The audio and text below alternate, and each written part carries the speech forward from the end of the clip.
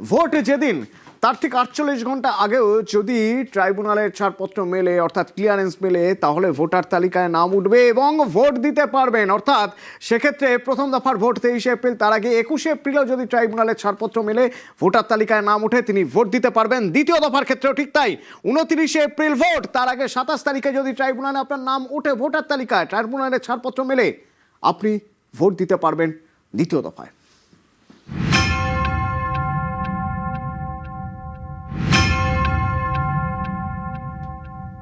আজকে supreme court order দিয়েছেন যাদের নাম আছে ট্রিব্যুনালে, মানে যারা অ্যাপ্লাই করেছেন, ফার্স্ট ফেজের ভোটার লিস্ট ওরা ডিক্লেয়ার করবে, সাপ্লিমেন্টারি লিস্ট 21 তারিখে, 23 তারিখের আগে।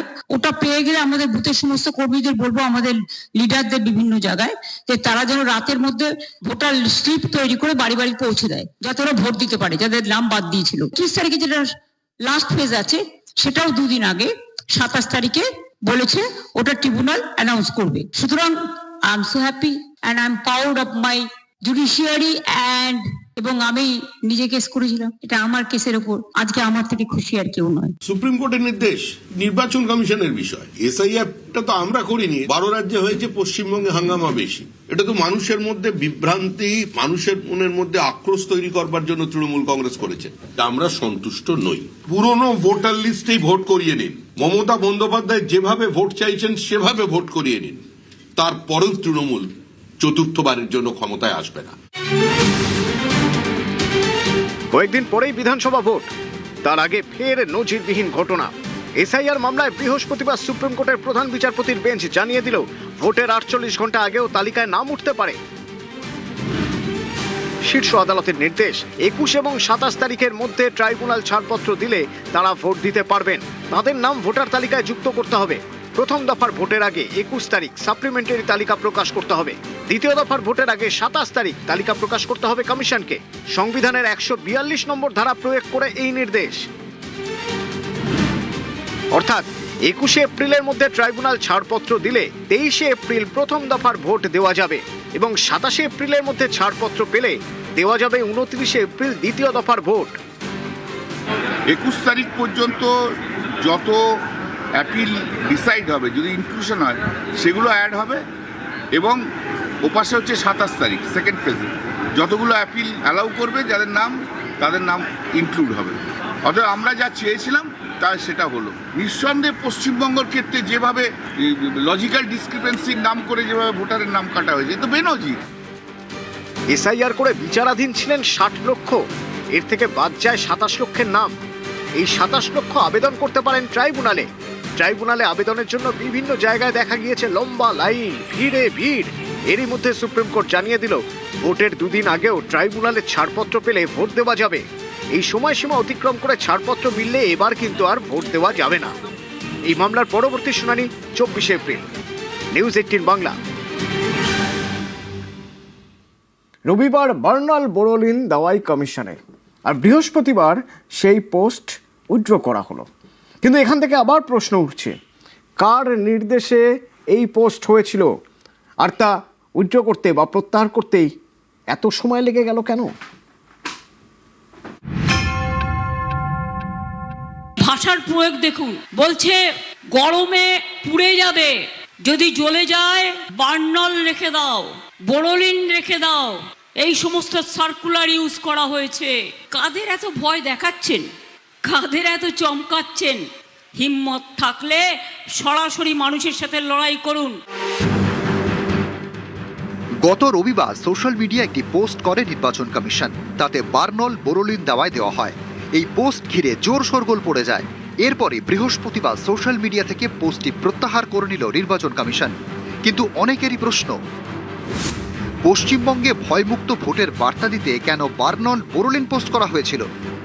কমিশনের সোশ্যাল মিডিয়ায় এই পোস্টটি কার নির্দেশে করা হয়েছিল? ডিও কলকাতা দক্ষিণের সোশ্যাল মিডিয়ায় পোস্টটি করা হয় রবিবার, সেই পোস্ট প্রত্যাহার করা হলো বৃহস্পতিবার। পোস্ট প্রত্যাহার করতে কমিশনের এত সময় লাগলো কেন? ঘটনার সূত্রপাত গত রবিবার সোশ্যাল মিডিয়ায় পোস্ট করে নির্বাচন কমিশন। ভয়মুক্ত ভোটের বার্তা দিতে উল্লেখ করা হয় বার্নল বোরোলিনের। কমিশনের পোস্টে লেখা হয়, সকল মা ভাই বোনেদের আমন্ত্রণ জানাচ্ছি, আপনারা ভয়মুক্ত হয়ে ভোট দিন। এতে কয়েকজন রেগে যেতে পারেন, জ্বলে যেতে পারেন, গুন্ডা, দাগি অপরাধী এবং দুর্বৃত্তরা সাবধান হয়ে যান। পর্যাপ্ত পরিমাণে বার্নল এবং বোরোলিন সঙ্গে রাখুন। উত্তাপ এতটাই তীব্র হবে যে ভেতর থেকে পুড়ে যাবেন এবং সেই স্মৃতি সারা জীবন মনে থাকবে। আমরা ভোটারদের নিশ্চিত করছি এবারের ভোট হবে হিংসা মুক্ত, ভয় মুক্ত, প্রলোভন মুক্ত, ছাপ্পা মুক্ত, বুথ জ্যামিং ছাড়া, সোর্স জ্যামিং ছাড়া। কমিশনের এই অভিযানে যিনি বাধা দেবেন তার বিরুদ্ধে আইন মেনে কঠোর ব্যবস্থা নেওয়া হবে। বার্নল আর বোরোলিন কোনো কাজে আসবে না। বার্নল, বোরোলিন যুগ যুগ ধরে বাংলায় অতি জনপ্রিয়। বাংলার ঘরে ঘরে তারা জায়গা করে নিয়েছে। পুড়ে গেলে বার্নল আর বোরোলিন তো বঙ্গজীবনের অঙ্গ। জীবনের ওঠাপড়া যেন সহজে গায়ে না লাগে।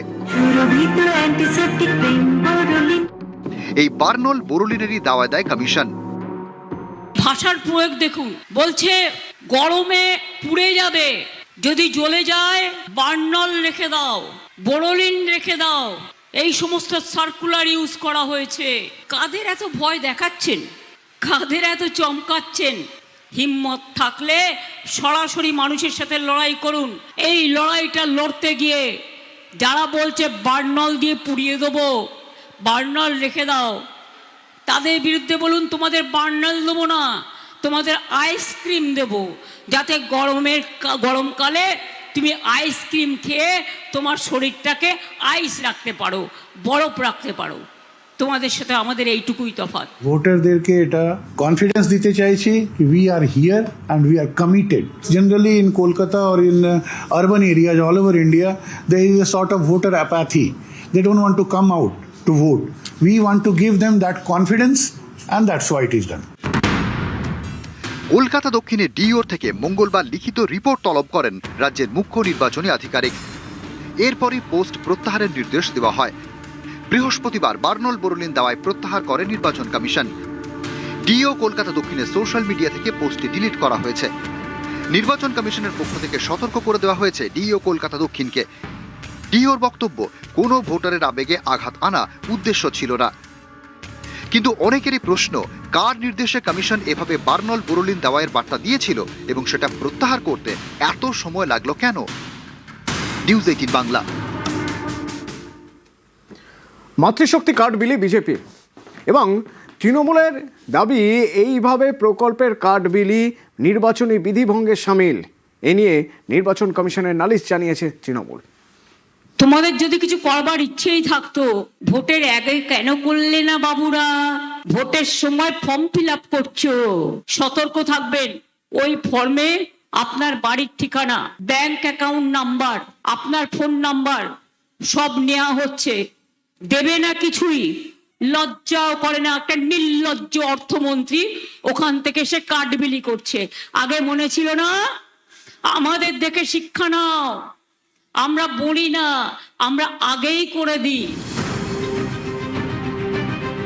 বাংলায় বিজেপি ক্ষমতায় এলে প্রতি মাসে মহিলারা পাবেন ৩,০০০ টাকা। এছাড়াও মহিলাদের জন্য ঢালাও প্রতিশ্রুতি। এসব নিয়ে বিজেপির মাতৃশক্তি ভরসা কার্ডে রয়েছে ফর্ম ফিল আপের ব্যবস্থা। রাজ্যের নানা জেলায় এই কার্ড বিলি শুরু করেছে বিজেপি। বৃহস্পতিবার মালদার ইংরেজ বাজারে ক্যাম্প করে বিজেপি। সেখানে মাতৃশক্তি মহিলা কার্ড বিলি করা হয়। তৃণমূলের অভিযোগ, ভোটের মুখে এমন মাতৃশক্তি ভরসা কার্ড বিলি নির্বাচনী বিধিভঙ্গে সামিল। এ নিয়ে তারা নির্বাচন কমিশনে অভিযোগ জানিয়েছে। এরা কি ভেবেছে আমরা অশিক্ষিত মানুষ? মাতৃশক্তি গতকাল লঞ্চ করেছে, তথাপি মানে দেয়া, যেটা ভুল করছে। আজকে যুবসাথী দেয়ার বেলা সে তো প্রস্তুতি নেই। তারা কিন্তু মাতৃশক্তি ওই যুবকদের দিচ্ছে। কতটা জুমলা, মানে জুমলারও জুমলা। জুমলার বাবা মা বেরিয়ে যাচ্ছে। 2021 সালটা ভুলে গেলেন? 2016 সালের নির্বাচনটা ভুলে গেলেন? কোন কার্ড নিয়ে ঘুরছিলেন বাড়ি বাড়ি নামের তালিকা তৈরি করতে গেলে? আমরা তো ওদের পথেই হেঁটেছি। উনি বলছেন লক্ষ্মী ভান্ডার, আমরা তো কোনোদিন বিরোধিতা করিনি। আমরা বলেছিলাম দেখুন এতে কিছু হয় না, সেজন্য আমরা লক্ষ্মীর মাকে নিয়ে এসেছি অন্নপূর্ণার আঁচল। আর একটা ছেলে, গ্রাজুয়েট ছেলে বেরোবে, 50 টাকায় তার কিছু হয়, সেজন্য আমরা ওটা 1,500 টাকা 3,000 করেছি। বুধবার মাতৃশক্তি ভরসা কার্ড প্রকাশ করে বিজেপি। মহিলাদের জন্য 3,000 টাকা, গর্ভবতী মহিলা ওদের জন্য 21,000 টাকার আমরা কথা বলেছি নিজের সংকল্পপত্রে।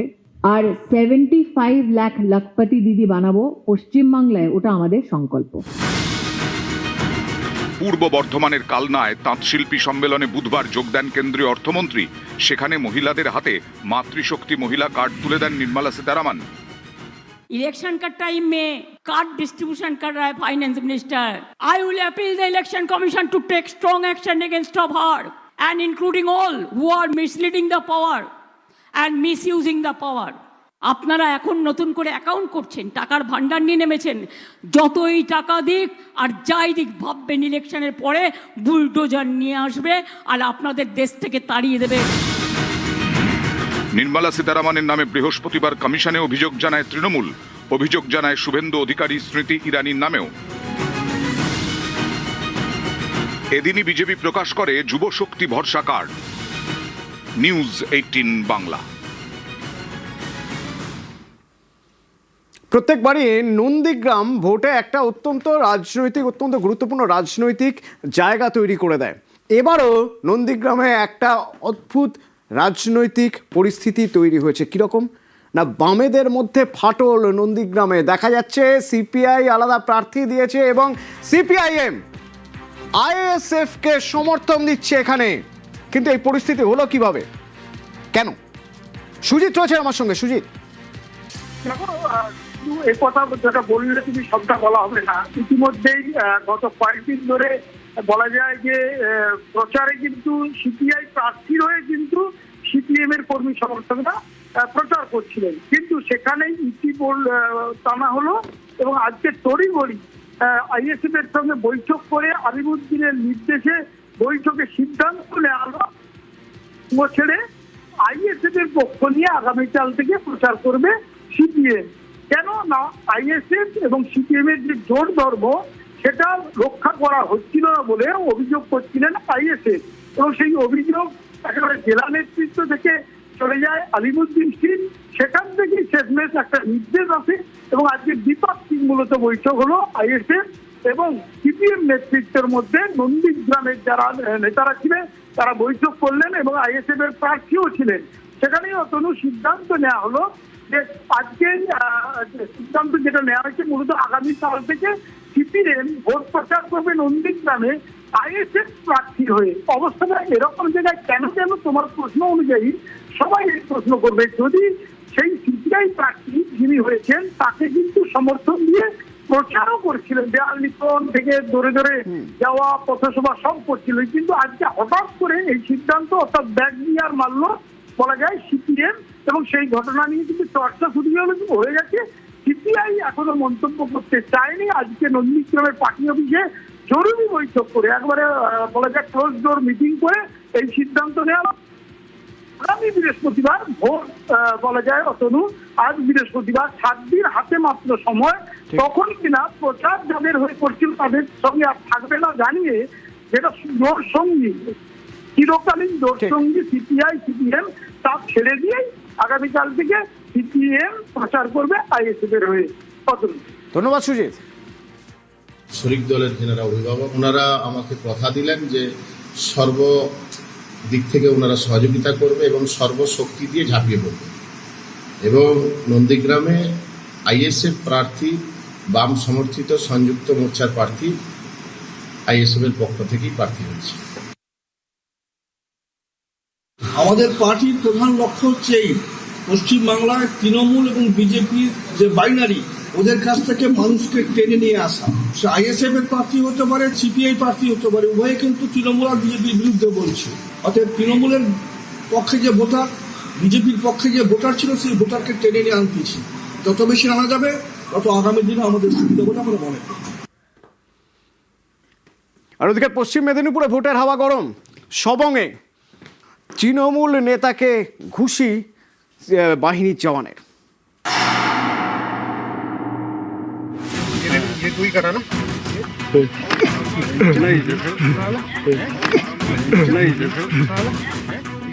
কেন্দ্রীয় বাহিনীর জওয়ানের পাশে দাঁড়িয়ে তৃণমূল নেতা কথা বলছিলেন, সে সময় নেতার মুখে সজোরে ঘুষি জওয়ানের। এই ছবি পশ্চিম মেদিনীপুরের সবংয়ের। মঙ্গলবার রাতের এই ভিডিও ভাইরাল হয়ে গিয়েছে। সবংয়ের সারতা গ্রাম পঞ্চায়েতের ছিনা। মঙ্গলবার রাতে এখানে বাড়ি বাড়ি প্রচার করে বিজেপি। অভিযোগ সেই সময় বাধা দেয় তৃণমূল, তারা মানতে নারাজ। তৃণমূলের পাল্টা দাবি, ওড়িশা থেকে লোক এনে প্রচার করছিল বিজেপি, তাদের বাধা দেন স্থানীয়রা, এ নিয়ে উত্তেজনা ছড়ায়। এলাকায় পৌঁছয় পুলিশ এবং কেন্দ্রীয় বাহিনী। তখনই এলাকার তৃণমূল নেতা বিজয় কুমার জানাকে সজোরে ঘুষি মারেন কেন্দ্রীয় বাহিনীর এক জওয়ান। হিন্দিভাষী এলাকার মানুষ যখন এলাকায় ঢুকে মানুষের সঙ্গে যারা বাংলা বিরোধী, যারা বাংলা ভাষা বিরোধী, তাদের সঙ্গে এই সমস্যাটা তৈরি হয়েছে। এলাকাকে অশান্তি করার একটা চেষ্টা চলছে বিজেপি RSS এর। মোর্চার মেয়েরা প্রচার করতে গিয়েছিল, তারপর ডাকাত বা চোর কেউ নয়, একটা বিজেপির সিম্বল নিয়ে গেছে। সেখানে তাকে আজে বাজে বিতর্কে জড়িয়ে একটা বাজে সমস্যা তৈরি করার কারণটা টিএমসির পক্ষ থেকেই করেছে।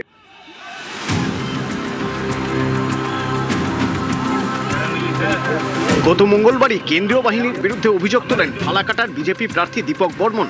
তার অভিযোগ, বিজেপি কর্মীদের মারধর করেন কেন্দ্রীয় বাহিনীর জওয়ানরা। ওই দিন ফালাকাটার কাদম্বিনী চা বাগানে প্রচার করে বিজেপি।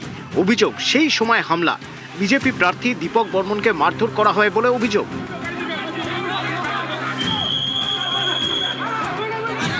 মাথা ফাটে তার গাড়ি চালকের। এলাকায় যায় পুলিশ এবং কেন্দ্রীয় বাহিনী। বিজেপি প্রার্থীর অভিযোগ, সেই সময় তাদের কর্মীদের উপর লাঠি চালান কেন্দ্রীয় বাহিনীর জওয়ানরা। এই ঘটনায় দীপক বর্মনের নিশানায় তৃণমূল, তারা মানতে নারাজ।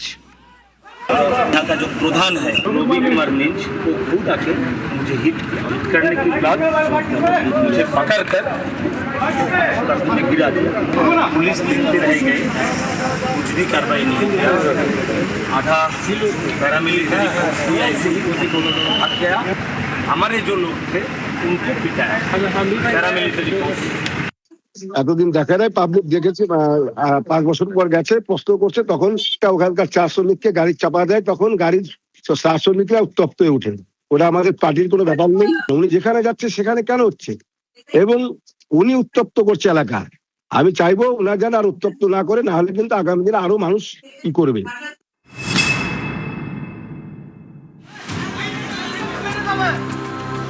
বীরভূমের নানুর বিধানসভা কেন্দ্রের সিঙ্গি গ্রাম। বৃহস্পতিবার এখানে প্রচার করেন তৃণমূল প্রার্থী বিধানচন্দ্র মাঝি। অভিযোগ, সেই সময় বিজেপি প্রার্থীর পোস্টার এবং পতাকা ছিঁড়ে দেওয়া হয়, মারধর করা হয় বিজেপি কর্মীদের। এলাকায় পুলিশ গেলে উত্তেজনা বাড়ে। বিজেপির অভিযোগ উড়িয়ে দিয়েছেন তৃণমূল প্রার্থী। আমাদের বিজেপি ফ্ল্যাগ ফেস্টুন ব্যানার ছিঁড়ে এখানে আমাদের ছেলেদের উপর হামলা করে, আমাদের গ্রামের পাড়ার সাধারণ মানুষের উপর হামলা করে। কারা করেছিলেন? বিধান মাঝি, সঞ্জীব মুখার্জি অঞ্চল সভাপতি দাঁড়িয়ে থেকে এটা করেছে, খেলন শেখ, বাবুলাল শেখ ভিলেজ পুলিশ দাঁড়িয়ে থেকে এসব কাণ্ড শুরু করেছে। ওরা হয়তো ভয় পেয়ে মিথ্যা অভিযোগ করছে। যদি কেউ ছিঁড়ে থাকে বা ফেলে থাকে, জানবেন যে বিজেপির লোক, তারা আমাদের দলে ভিড়েছিল, ঝামেলা লাগানোর জন্য এটা করছে। তখন বিজেপির পায়ের তোলা মাটি নেই।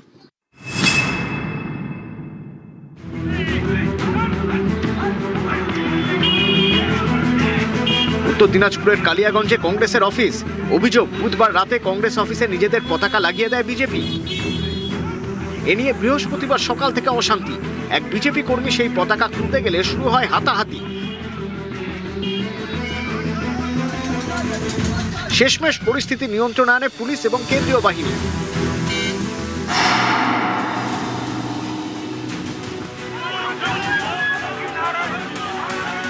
উত্তর 24 পরগনার বনগাঁ উত্তর বিধানসভা আসন।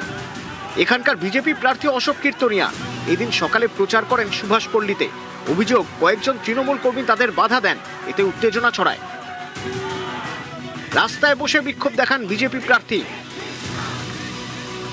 বিজেপির অভিযোগ মানতে নারাজ তৃণমূল।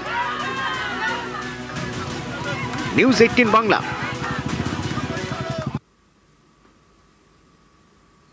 সরস্বতী নদী তীরে কল্পনার ঘিরে ঘিরে সেই সরস্বতী নদী এখন নালা। ভোটের বাজারে সরস্বতী এখন ভোটের নদী।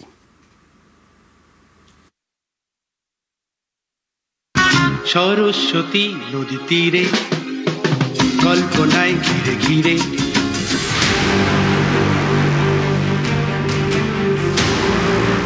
সরস্বতী নদী উৎপত্তি হুগলির ত্রিবেণীতে, গঙ্গার অন্যতম শাখা নদী। হুগলি ও হাওড়া জেলার মধ্যে দিয়ে প্রবাহিত হয়েছে। হাওড়া সাঁকরাইলে ফের মিশেছে গঙ্গায়। একসময় এই নদীতে চলত বাণিজ্যিক জাহাজ। এই নদীর তীরেই সপ্তগ্রাম বন্দর, যা একসময় ছিল বাংলা বাণিজ্যের অন্যতম কেন্দ্র। মনসামঙ্গল কাব্যেও উল্লেখ রয়েছে এই সরস্বতী নদীর। এখানে বাণিজ্য হতো, এখানে 4 শতকের বাণিজ্য করেছে, নৌকো যেত, জাহাজ। এটা তখন তো রোডের কোনো ব্যাপারই ছিল না, এইটা দিয়েই আদিসপ্তগ্রাম বন্দর। এ হেন সরস্বতী নদী এখন যেন নালা। এখন সরস্বতী নদীর পরিস্থিতি যা, ওদিকে জল হাতে নেওয়া যায় না, জল কালির মতন হয়ে গেছে, অশুদ্ধ। মানে এই জল কোনো জায়গায় যে চাষিরা চাষ করে মাঠে উঠে এলেও জল দূষিত, এইরকম বানায় ভর্তি হয়ে গেছে, মশা মাছি সাপ গোপ, হ্যাঁ কেমিক্যালে ভর্তি হয়ে গেছে। এই নদীতে একসময় জাহাজ চলতো, এখন তার বুকে কচুরিপানা।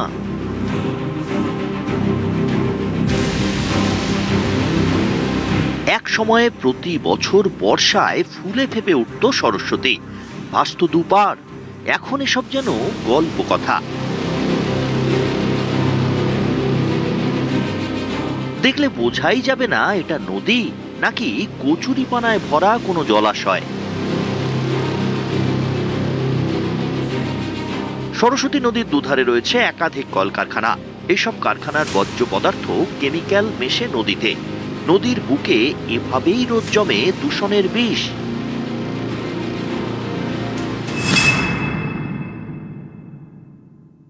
গঙ্গার মতো ফুলে ফেপে উঠেছে, করোলা গ্রাম ভেসে গেছে। এখান দিয়ে আমরা যখন বন্যা হয়েছে, আমরা বাড়ি বাড়ি থেকে রুটি কালেকশন করে এখান দিয়ে কলার ভেলা করে মানুষকে সহযোগিতা করেছি। সুন্দর খোলামেলা এত পরিষ্কার পরিচ্ছন্ন ছিল, কিন্তু সেটা আজকে মানে এমনই একটা দুর্ভাগ্য যে বিভিন্ন কারখানার যে কেমিক্যাল, সেই কেমিক্যালটাই নদীতে মিশিয়ে দেওয়া হচ্ছে।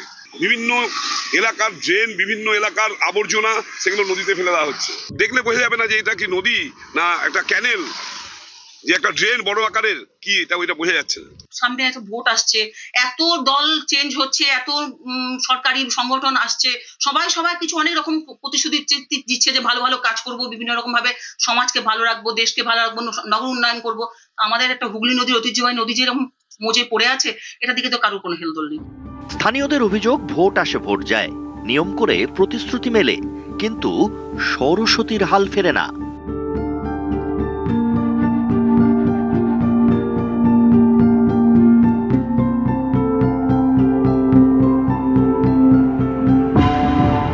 এবারও ভোট প্রচারে সরস্বতীর হাল ফেরানোর প্রতিশ্রুতি।